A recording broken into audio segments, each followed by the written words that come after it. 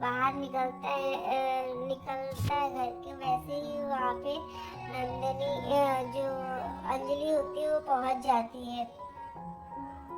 तो वो देखती है उसको कि ये यहाँ पे भी, मतलब यहाँ पे ये रहता है, तभी वो अपनी हेलमेट को निकालती है और उसी हेलमेट से उसे बहुत मारती है। उसे मारती, बाकी के सारे लोगों को, जो युवराज के आदमी होते हैं उन लोगों को भी बहुत मारती है।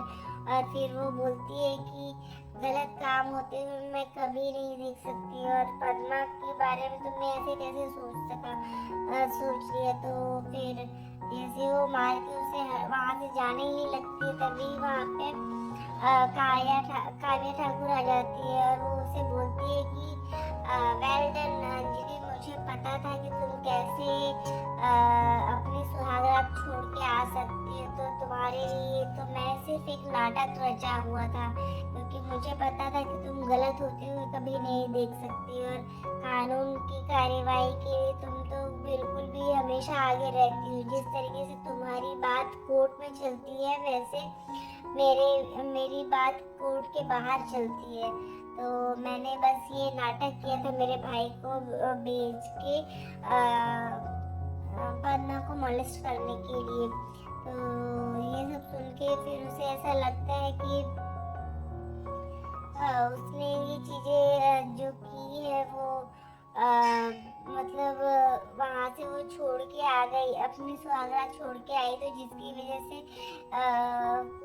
उसको भी बहुत बुरा लगा। तभी वहाँ पे जो काव्या ठाकुर वो बोलती है कि अमन किसी और को नहीं छू सकता मेरी सिवा, क्योंकि मैं उसे बहुत प्यार करती हूँ, और तुम्हारी शादी जो है वो तो मुझे नहीं पता, क्योंकि मुझे पता तो है कि ये झूठी है, पर मैं उसके लिए अभी मेरे पास कोई ठोस सबूत नहीं है। पर वो उसे बताती है कि अमन ठाकुर के साथ सुहागरात तो सिर्फ मेरी ही होगी, तो वो, क्योंकि मैं उसे बहुत प्यार करती हूँ। तो इतना बोल के वो चली जाती है। पर जो अंजलि होती है वो बोलती है कि वो तो मैं तुम्हें बता के ही रहूंगी।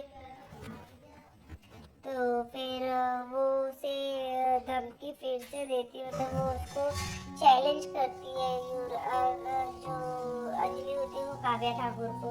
तो यहाँ पे दूसरी तरफ हम देखते हैं कि जो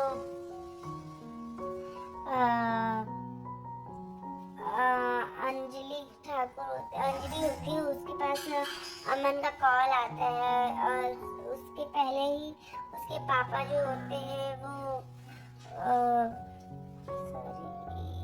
अमन का कॉल आता है उसके पास। तो उसको वो पूछता है कि तुम कहाँ हो, तो वो बताती है कि मैं अपने बस्ती में हूँ।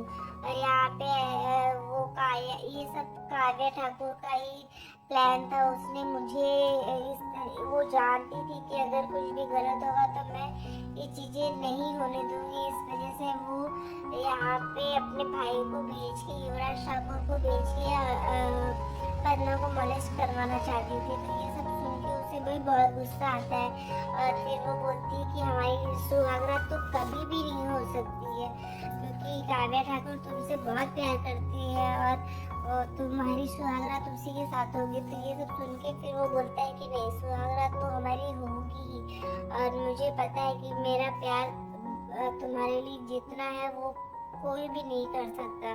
तो वो उसे फिर आई लव यू बोलते हैं, और उसके बाद वो फोन कट कर देता है। तभी वहाँ पे गणेश जी आते हैं, और वो उसे बोलते हैं कि तुमने ऐसे कैसे घर को छोड़ के तुम आ गई। तो फिर वो उसे बहुत डांटते हैं कि तुम्हें कम से कम हमारे संस्कार और मर्यादा का तो ध्यान रखना चाहिए था। फिर वो उसके ऊपर हाथ उठाने ही जाते हैं, तभी जो अंजलि की माँ होती है वो गणेश जी का हाथ रोक लेती है, गणेश अवस्थी का। तो आज के एपिसोड में बस इतना ही फ्रेंड्स, मिलते हैं नेक्स्ट एपिसोड में, तब तक के लिए bye bye, take care, Radhe Radhe.